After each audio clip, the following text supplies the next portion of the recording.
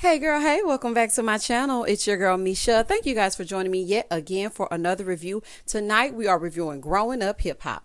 Sorry if y'all hear any noise in the background, honey. I don't know what the neighbors doing. I don't know if they having their own jamboree or what is happening. But y'all, they are interrupting my reviews. But y'all, we gonna get into it as we get into it. If you are here for the first time, then welcome. If you are back for a second or third time, then welcome back. Sorry my review is late, child. Life happens.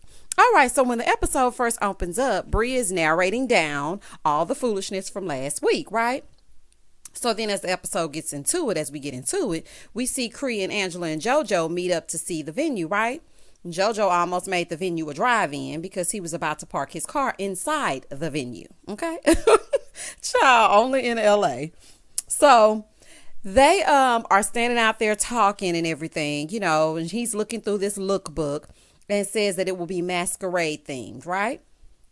So just then, Jojo gets a call. Sure, we TVing these fake phone calls, okay? Tanice calls and Jojo steps away. I guess so Angela and Cree can have a scene by themselves, right? So Angela and Cree start talking, and he walks inside. So they're making this awkward small talk. She's like, I like those shoes. She's like, oh, I like your shoes. Girl, just sit down, honey, and get into it if y'all gonna get into it. So Cree starts asking Angela about Miami, right? And asking her about her boyfriend. And so Angela was like, well, do you have a boyfriend? She said, yeah, I got like a situationship, but I have a wall up and I can't break it down. So Angela said, I only build a wall after things kind of go south or I'm not really feeling what they giving, okay? So then Cree says, so you're lovey-dovey? She's like, 100%? She said, honey, and has that IG receipt on ready. Do y'all hear me? Angela whipped out that phone like, here, look at us. Look, 4,754 million likes while he's laying on my lap. Honey, I take pictures with all of them like that. Laying on my lap, honey, yeah, that's my signature thing. Honey, because Angela, I done seen that picture before. Insert man. I don't know which one, but they always laying across that lap. So then Cree was like, yeah, see, I don't know how to do that. I just don't know how to let my guard down. Now, don't get me wrong. I'm very happy that Angela has found someone, and she's so proud of a child. But child, now she got to live with these episodes after they done broke up because I have not seen hide nor hair of him on the Instagram. Okay. So Cree said, are you in love? She said, yeah, I can admit that. Cree said, well, how do you just let yourself like fall? How do you be free? And you know what? Cree, I'm with you, honey. I can't do it. All right, now, I have done it a million times in the past. But for the past 6 years, I just can't break this wall down, honey. I'm comfortable. I sleep in the middle of the bed. I wear my helmet of salvation all around the house with a big moo-moo on, honey, and no bra, boobs to the floor, honey, whenever I feel like it. But when you get a man and you got to get your zhuzh on, honey, he might come over. You got to get your whatnots together. I'm just not in the mood. So I was wondering the same thing. Like, how do you just allow yourself to meet someone and fall in love? Good questions, honey. So Angela was like, it's just love. Love is just love. Life is short. I agree. But I also think people use the term love too loosely. And that's just me. So Cree said, well, did you say it first? She's like, I don't remember. That means you did. Okay. Angela, honey, everybody remembers when they first say, I love you. And who said it first? Well, I know me as a woman, I do. And I ain't never said it first because I got to make sure that you going to say it, honey, because if you leave me out here looking crazy, then the whole thing is a mess. Okay. So I just have to make sure. She said, well, how long did it take you? She said, well, I fall pretty quick. Oh, child. I'm so surprised that Angela is being so open with Cree. And okay, and you made a little friend. That's cute. So she was like, well, is he coming to the party? Angela said, that's a no. I know that's right, child. Keep your man away from these people and these events. If you want to protect it, honey, please. So over in the next scene, we see Savannah and she's having a little company. Okay. Twist comes over and tells her, Twist was getting on my nerves this episode. I'm just going to go and say it before we get into it. As we get into it, Twist was getting on my nerves. Okay. So anyway, he comes over and tells her that she needs to prepare for what's about to walk in. Honey, you better not just invite people to my spot, then tell me to prepare. What kind of mess is that? So, child, and also, I would have been mad if I was Bree because I don't like people to introduce me in a light that's not flattering. Let her create her own opinion of me after meeting me. Start telling her I'm like a wild boar and I'm about to come in here and tear your spot up. Like, don't do that. Allow her to know me but then at the same time, We do know Bree is very, how do I say this? Bree is very unpredictable. Sometimes she comes in, she's smiling, and sometimes she comes in and it's a whole fool. So, I mean, I guess you got to give a little bit of a disclaimer, but still at the same time, shut up, Twist. So he was like, Bree is a firecracker, but he loves that she speaks her mind, right? So he said, as long as y'all don't butt heads like rams, y'all can be Gina and Pam. Okay, boy, whatever, y'all. So then she tells Twist about the double date that she's supposed to be going on with Egypt and Sam. Child, they just talking about this should have been called the double date. That's all we talked about through the whole episode. So he said, yeah, they trying to involve you. They trying to have that little triangle turn into a square. Now, I thought that was funny. But he was still getting on my nerves this episode. So then Brianna shows up bearing gifts. Then in the confessional, she says, I always show up with a party. Just sometimes it's in my trunk because I don't know the energy that's coming my way. This is what I think about Brie. I really like Brie. I really do. I can see a lot of myself in Brie when I was younger. And as I'm watching her as the seasons progress, she's really just an insecure person that wants acceptance. Now, if we go back to her beef with Angela, because y'all remember Angela acted like she didn't know her, right? Or she didn't remember her. And I feel like Brie hides behind this tough guy act, but deep down, she's wounded and she could really be a great friend. I feel like she understands loyalty. I feel like she gonna have your back no matter what, honey. If you nuck it, she gonna buck. So, I mean, I feel like she is a good person, but at the core of her, she has a lot of insecurities. And I think she gets fear and respect mixed up. Okay? Talking about all that stuff to get people scared. Child, that doesn't get them to respect you. That's just something I noticed, honey. I hate to take y'all deep on growing up hip hop, honey, because they ain't talking about nothing. But I just thought that I would point that out because I just noticed something in her behavior as I'm watching this season go on. As soon as she walks in, she has something to try to soften the blow of meeting her. She comes bearing gifts. And I don't say this to say that she wouldn't ordinarily do that. I just feel like there's some insecurities there and she wants to be accepted. So Savannah, she comes on over and has a sit down. So Savannah starts telling her, she's like, what are you working on? Are you here for, this is Brianna talking to Savannah. She's like, are you here working on music? Like, what are you doing here? She's like, oh no, I'm working on a clothing line, some streetwear. And so Brie was like, oh, okay, that's right up my alley. So here go Twist being messy. Well, tell her about, tell her, who you were in the studio with. You are doing music. Oh, Twist is so messy. So then she tells them who she was there with, right? She said, look, you do you, but all I'm going to say is you need to keep your eyes open. I'm just paraphrasing. She didn't exactly say it like that, but honey, we don't need a verbatim. Let's move forward. In the next scene, we see Pep in bed pretending to read. Child, she done set up a whole scene with the fireplace included, noise and stuff crackling. She done placed this cat in the middle of the bed. Child, I'm not... I'm not about to play with Pepper. I'm just not about to play, honey. Ugh. Their family is just so weird. So then they start talking. So Egypt comes in and tells Pep about the double date. Okay, y'all see a pattern? And they start talking about messy Aunt Dawn and her wig dropping off that news that she dropped off last episode. So Pepper said, I knew everything because TT told me, but I never repeated it because it wasn't my business. I hate when people say that. Because you do realize that now you're repeating it, right?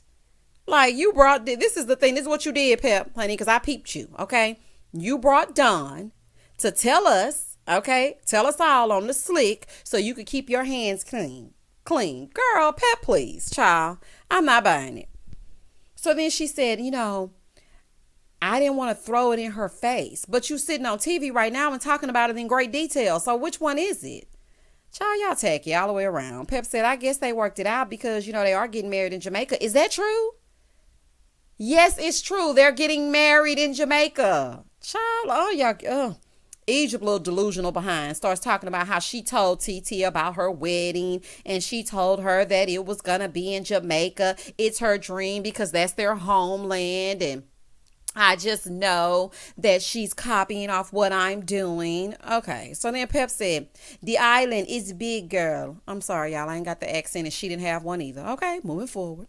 She was like, plus that's our home. Well, listen, It's hers too. And quite frankly, I don't even see Sam and Egypt having no real wedding, honey. They probably dress up like vampires and drink each other's blood and then say I do, honey. I don't trust nothing that Sam and Egypt got going on, child. Every time I see them, I see caricatures. Moving forward, girl gone. So Egypt said, this rumor could derail the wedding and karma is going to come and bite her. TT is not worried about y'all, girl. Honey, y'all sit up in every scene and talk about this lady. She does not care what y'all got going on. And TT, let me just say this to you. Okay? Because last episode I said that it's nobody like family. And I had some people in the comments that had to bring to my attention where the beef started from. So for all y'all in the comment section, all my opinionated family, honey, I just love y'all. Thank y'all for bringing me back. TT, honey, to hell with them all, child. I wouldn't trust Pep. I wouldn't trust Egypt, but I sure would want to be around Sam. I see why you are distancing yourself from them, and I ain't talking about socially. Moving forward, some of the ladies get together to do a focus group for Vanessa and her pastry line. Welcome back, pastry. So, it was just a little odd mix, okay? And then they threw Brianna in there. I was like, oh, okay, girl, okay.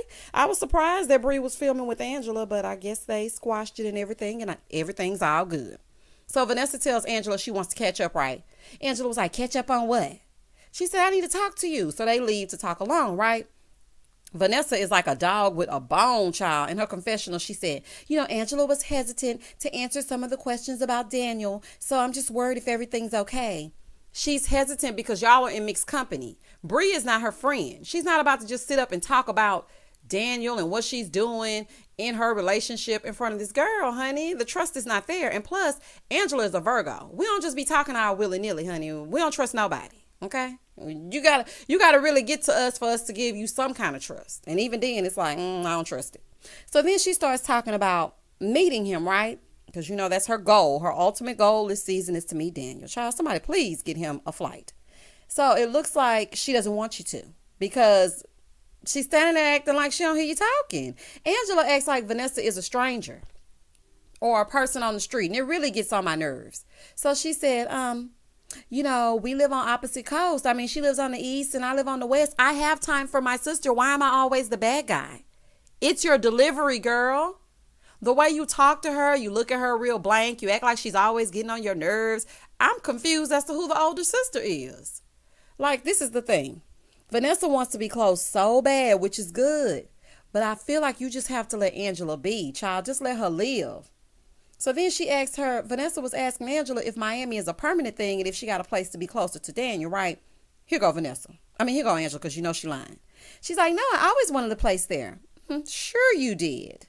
Child, I feel so bad for Vanessa, but at some point you just gotta let her be. This was me.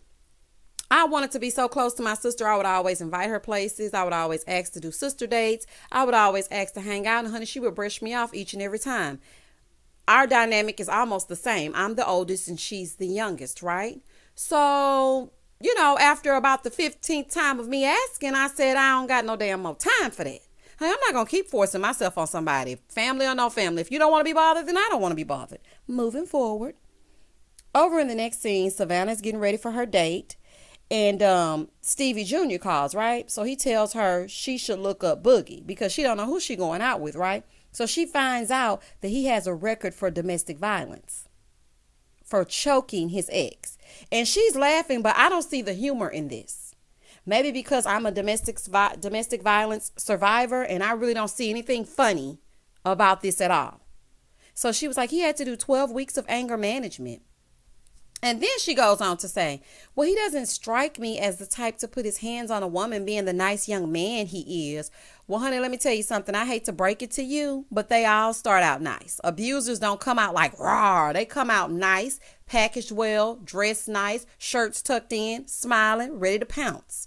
I was with an abuser that would teach youth Sunday school on Sundays and beat me for fun on Sunday nights.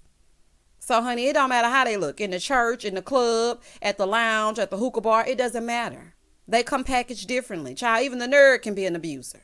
And I didn't like the way that we handled this whole thing. So she said, I'm going to ask him about it. I don't feel like we took this scene seriously enough.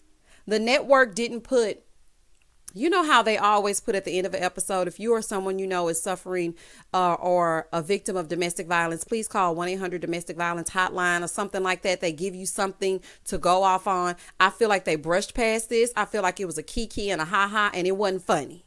Okay? And that's just me. So then he comes to scoop her up, and they start talking. And so she asked him about it, right? So then he said, I'm going to tell you the same thing I told the judge. And I'm like, okay, let's hear this lie. So he said, I went to the club. And somehow all the girls came back to the crib and I don't know how they got there. Okay, you probably was on some type of drugs or you was drinking, allegedly, because we know you had a substance abuse problem. Okay. He said, I heard a buzz and I let them in and then I automatically said, get the F out. You got to get out now. Okay, so you didn't peep who it was before you opened your door and you got two girls in your bed? Okay, so Savannah was like, is this person your girlfriend? And he was like, no, she's just a girl who just wouldn't let me go. That's what they all say. He said, mind you, when I opened the door, I had two girls in the bed. So he said she goes in and she kicks them out and then she starts swinging on him. He mushed her onto the bed and they had sex. He said then at the end of it, she said, that's really all I wanted. What Tamar say? He must have a jingling of gold. Shut up, Boogie. Child, you think somebody breaking up in your house just to have sex with you? Anyway, so Savannah was like, this some old 50 Shades of Grey bullshit, and I don't want nothing to do with it, okay? And I'm trying to figure out how this girl got so sprung over you, honey. You don't even look like you put it down and she'll fall in love, honey. Shout out to Brandy. He said, then the cops came 2 days later and arrested him. He must really think I'm dumb. So she went home and thought about the fact that you mushed her and said, you know what? I'm going to call the police. Today's the day. Boogie, you a damn lie. Savannah was like, like a little airhead, just smiling. Oh my goodness. So then Boogie said he was surprised she asked him about it, but he respected it. He was like, and I didn't go to jail and the girl still liked me in the end. TV, this is an irresponsible edit and an irresponsible scene. Honey, this is why I cannot be bothered with this trash TV. Child, if I didn't commit to this review, honey, I wouldn't even be bothered with growing up hip hop. That done really pissed me off. Child, I don't play about domestic violence. Now, I'm all for fun and a good kiki and a little zhuzh of it all. And y'all know I'm going to speak my speech. I'm going to pipe up, say what I'm going to say. But at the same time, that was pure ignorance. Child, I'm done with Boogie. Done. So they meet up for a cooking class with Egypt and Sam coming in all hood, okay? As they're cooking, Sam said, let's do an OnlyFans shoot. Yuck and a hell no, honey. And I was surprised he didn't come in all funky thong. I was like, oh child, yo, okay, disgust me, why don't you? So Savannah started asking about the wedding, and Egypt starts talking about, this wedding yet again. And Sam said, she's trying to one up Egypt. Okay, so then she said they want to squash it. Here go Egypt. Well, we want to squash it, but she wants to continue it. Egypt, please, y'all keep some mess going. You and your mama with her frozen face and her bad wigs, and now y'all done brought Undone and her rainbow bright wigs in and throw a little razzle dazzle. Child, y'all messy. Everybody on this side is messy, so I don't want to hear it. So Sam gets on his soapbox and starts saying how Egypt is hip hop royalty and her parents are Tretch and Peppa and who is TT and where's her music. Shut up, you dirty little hamster. She never said or claimed to be an artist. Okay? And plus her mama is a whole attorney. Boy, be quiet. Where's your money? Where did you come from? Who are your people? Child, let's run your lineage. How about that? Get on my nerves. You should be asking yourself these questions. I see why she want nothing to do with y'all. Honey, my bad, TT. My bad, honey. So anyway, TT, leave those ingrates where they are. Okay? I stand corrected. It's the night of the party. Honey, the parking lot has been transformed. It's very pretty. The guests are arriving, or shall I say cast, because we know this ain't no real engagement party or no real anniversary party. Okay, because we all know that her family and friends will be included if this was a real party. Child, this is all the cast. So they start showing up, and then Twist and Bree show up. Twist is wearing these house shoes and smoking everywhere, and Bree tells Boogie that they have to talk later because they greet each other and say hello, right? So Cree asks Twist to put out the smoke until they arrive, which I thought was a reasonable request. I'm like, okay, put that out until they've seen everything. This is not a club. This is supposed to be someone's anniversary party. This is a very classy affair. Y'all already ain't dressed right, okay? The least you could do is put out your smoke until they come in. So he said, nah, they good. They good. So then Cree said, well, I don't think he wanted blunts and house shoes at his anniversary dinner. I don't think he did either. But child, this is what you get for not vetting the invite list. I know everybody is cool and everything, but child, sometimes you have to tell them this is the dress code. This is the attire. You have to give people some directives. Otherwise, they show up looking like Twist. Okay. So then he starts putting his ashes out all over the white floor. Disrespectful. And so Cree addresses him, right? And he said, listen, I'm about to go because I can't come as I am.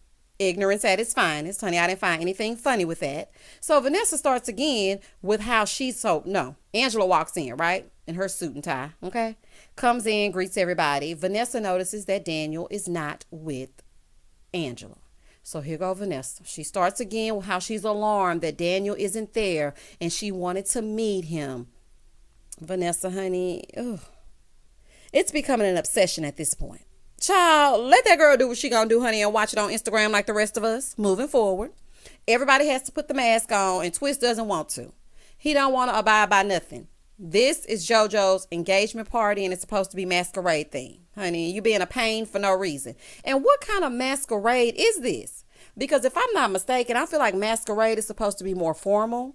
Because in the case of this dinner, honey, y'all could have worn your surgical mask, honey, that you wear outside to go pick up groceries. Child, the way y'all dressed. Honey, child, what is happening? So then she tells them to get to one side so they don't see Twist, right? And how he looking. So he's like, listen, you need to get off my pole. He didn't exactly say pole, but I'm trying to be PG, okay? She said, oh, well, I would have to stoop down to get on it because I'm too tall. And she was like, you can't handle me or something like that. And he was like, I wouldn't want to handle all that. You too much for me all together, all around. I'm like, oh my goodness. So then he says, you look just like your daddy. She said, well, you look just like Wayne. Okay, cut the crap. And I don't even think Wayne still look like Wayne, honey. He got that one dread that's been hanging on, child. Moving forward. All right, Twist, listen, this is the thing, because I was listening to you go back and forth with Cree. Honey, you don't want that 2 Live Crew smoke. You don't want that smoke out in the MIA, honey. That ain't what you want, child. Wayne ain't going to be able to go up against the legends. I'm just telling you, them the greats. So, child, you might want to pump your brakes. And I didn't find this funny at all. It was pure disrespect. Like, you just disrespecting this woman all out in the open. Child, what is wrong with you? Wasn't raised right at all. Then the guest of honor arrived, and Tanise was very happy and excited. Looked like she was about to tear up and whatnot. So Cree felt vindicated in her quest to make them happy, right? So Savannah and Boogie, so TT starts talking about her wedding, and Savannah was like, maybe Egypt was right. Maybe TT is being vindictive. Girl, pipe down. You have no idea what's been going on with these crazy folks, honey. You might need to take a crash course like I did. Go on back to season 1, watch it, and then create your own opinion of what you think is happening, child. Ain't nobody worried about Egypt and Sam with his little dirty looking self. So they go down there to sit with Bree, right, to start talking to her, Savannah and Boogie. So Savannah tells her about the double date. Ooh. So Bree was like, oh, you went on a double date. Well, y'all went on a cooking date. Well, did you learn about spices? And he was like, no, we didn't learn about no spices. She was like, oh, well, did you learn about loyalty? I feel like Bree still likes Bug. I'm not sure why, but I feel like she still likes him. He said, am I disloyal? She said, yes, I need to talk to you. She was like, Savannah, can you excuse us for a second so I can get into it as we get into it? And she was like, oh, okay, girl. So she leaves, and she's like, listen, I'm disappointed in you. Mind you, she's slurring her words. She drunk, okay, off that gin, okay? Whatever she doing over there, honey. So he goes over there to talk to her, and they're talking. And so she's like, I'm disappointed in you. And he was like, why? What did I do? She said, you were getting your nails done while they were dragging me. He said, well, if I don't engage. And she said, no, you need to speak up for me. You need to say something to me, because if you really knew me and you were really my friend, you would have defended me. So then he said, sorry. He just wanted to let it go. Okay, because he already know Bree about to get it started, so let me just say sorry. So he said sorry. She said, I don't like sorry, mother. I'm like, oh my gosh. She was like, you're not sorry. He said, okay, well then I apologize. Okay, Bree, you do have a point, but because you're always drunk, it takes away from the validity of what you're saying. So even though you have a valid point, when you're delivering it sloshed and completely drunk, nobody's listening. Okay, they can't receive it. And I feel like you get drunk and all of this, child, every time you have to be in an uncomfortable situation. So Bree gets up drunk and says that they need to have a real conversation. So they're walking out at this time, right? So Boogie was like, we need to have a conversation off camera. She's like, no, now. You don't care about me. You don't love me. I'm like, oh my God, honey. You need to stop drinking, Bree, because it's embarrassing. You do this every time, and then you have to have sit downs the next day. So Bree, this is what I'm just gonna wrap this up right here. I feel like you use alcohol to cope with being uncomfortable and insecure in rooms with people that you fear are going to judge you. Okay? It's a coping mechanism. You ain't been drunk all season. And as soon as you get in this room with Boogie and you know you have to have a conversation, or you feel like now is the time, which this was not the time nor the place to talk about these things, you are loose as a goose. And it's ridiculous. So then Boogie was like, the same way she had an intervention for me, I feel like we need to have an intervention for her. Agreed. But Boogie, I still don't F with you, okay? You're done in my book. And that was the end of the episode, child. I hope y'all enjoyed this review. We're going to get back together next week and talk about growing up hip hop yet again, honey. It comes on Thursday nights, and I'm going to try to have the review up on Thursday nights. But y'all, sometimes I just can't commit to Thursdays. But don't fret, it will be out. Okay, please don't hesitate to like, comment, and subscribe to my channel. Like this video for me, please. As always, stay safe, stay blessed, spread love, not germs. Peace.